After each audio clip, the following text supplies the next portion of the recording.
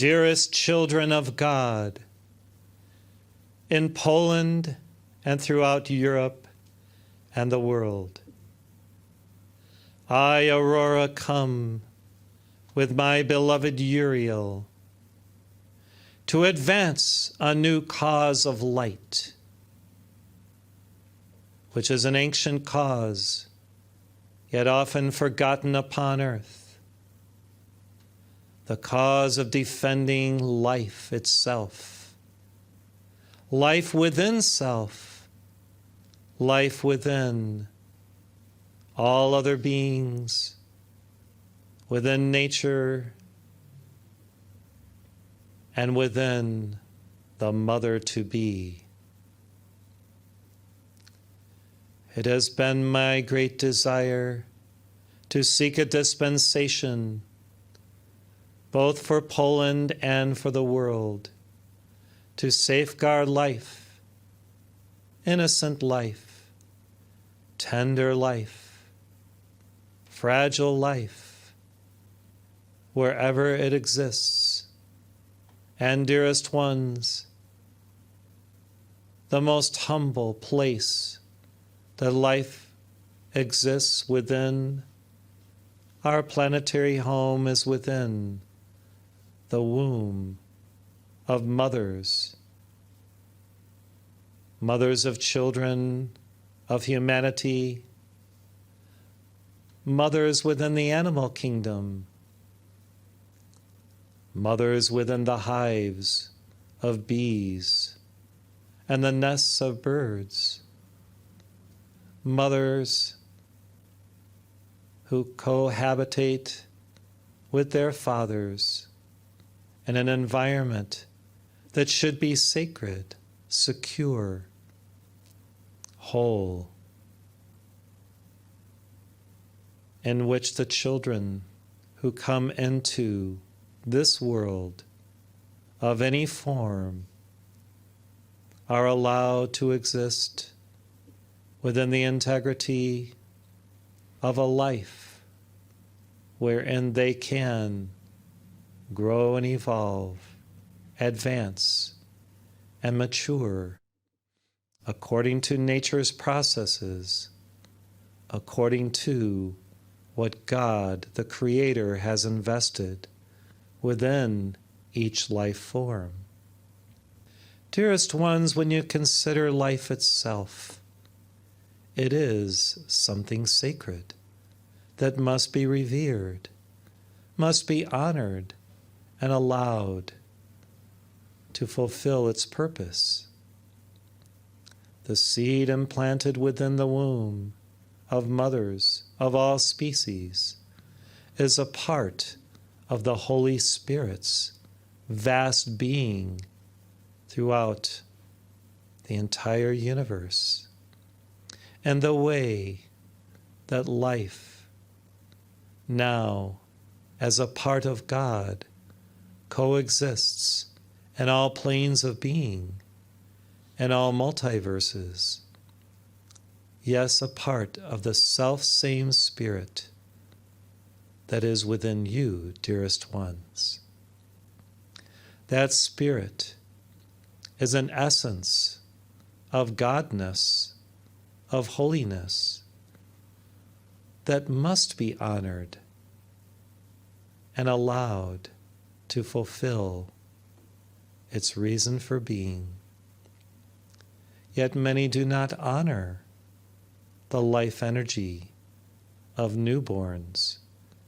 Many do not understand the sacredness of all life, wherever it is, and allow it simply to be by honoring its presence and the life force within it. Thus, this dispensation released is for the advancement of a holy cause to safeguard all life. Yes, all lives and all dimensions matter to God and should matter to humanity, you, each one, blessed hearts. Do you honor the life energy of God within every being with whom you interact, communicate, and coexist upon earth? If you do this, then you fulfill that beautiful law of light, which is the golden rule, doing unto others as you desire that they do unto you, and allowing them the same freedom that you have in your life. Yet, this one holy law of light is ignored, and you see the results in your world of Maya, illusion, and darkness. As a part of this dispensation, it is necessary for all mankind to come to the table, the round table, and to communicate about reverence for life, all life in all spheres of being, and to then pledge that all shall be honored, and that, at the ancient maxim, do no harm to life, shall be both understood and obeyed. This was the law within the medical profession for ages, dearest ones. Do no harm, until more recently when, in 1973, the Supreme Court of these United States, in which many of you abide, allowed there to be the abortion of innocent life within the womb of mothers. This has been overturned, which we of heavens have celebrated and continue to utilize as that law of life itself that must be honored.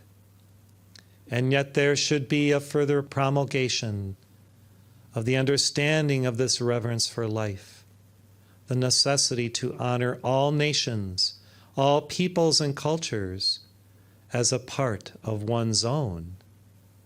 For, blessed ones, do you see that humanity is a great melting pot of all cultures, and that all barriers are being broken down between peoples of all climes and the civilization as a whole throughout the world that exists now? There is an intermingling as communication and travel has accommodated this interactivity to allow there to be the bridging of gaps and the honoring of all life within the human evolution.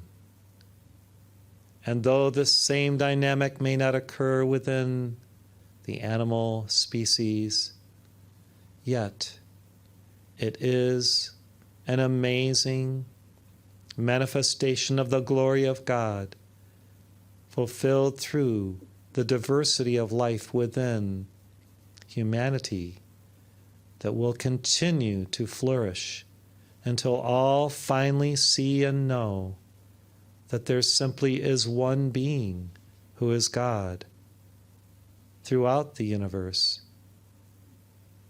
and that that beingness of God is imparted and invested within every life form, every unique individual, yet that individual is still a part of the whole, and therefore cannot be separated as outside of that oneness of the Divine One. You see in today's world those who would separate brother from brother, sister from sister, culture from culture, nation from nation. And this is not an Ascended Master-sponsored directive or initiative, blessed ones. For the unity of life has always been understood in heaven as a part of the essential nature of all beings as a part of God. And when humanity finally recognizes this truth and lives toward and within that oneness, you shall see wars end. You shall see famines, plagues, and the upheavals within the earth no longer manifesting, because the light of God, the light of heaven come to earth, will bring about that kingdom state where every life form understands its purpose as a part of the whole, and each individual honors all as a part of self, and oneself as a part of all others. Why do I come today during this service sponsoring the nation of Poland to bring forth this message? Because, dearest ones, there are so many loving light bearers within that nation who already understand this dynamic and truth, who have worked toward the sacredness of life and the womb. Even a recent Pope of the Catholic Church revered this understanding and worked toward the unification of all within a dynamic and a framework of brother-sisterhood that you can also work toward. Now the angels that David called forth from Michael have come to the aid of Poland and of Europe. And there is a great investment of light this day, a quelling of darkness, division, hatred, and animosity. And as rivers of light stream forth from Krakow, from our retreat and the heaven world, there is a great assuaging of the pain, the sorrow that has occurred through the war in Ukraine, with many people coming to Poland from that nation for support.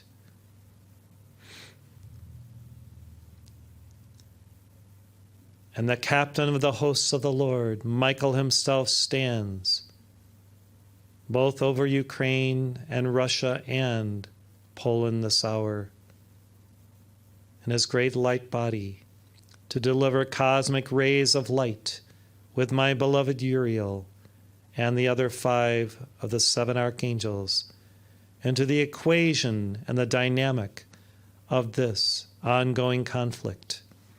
And you will see cosmic change as many rise up in prayer to call forth the light of God into all that is transpiring.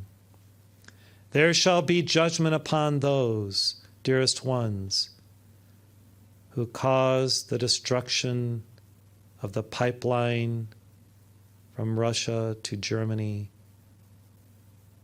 the Nord Stream pipeline. And we hold up this truth to humanity, that those who made that decision will be held responsible very soon, as this has been already exposed and will be brought to bear, first in the courts of heaven and eventually in the courts of mankind, for divine justice to manifest. This is one example of how your prayers have been heard and answered for the exposure of the truth.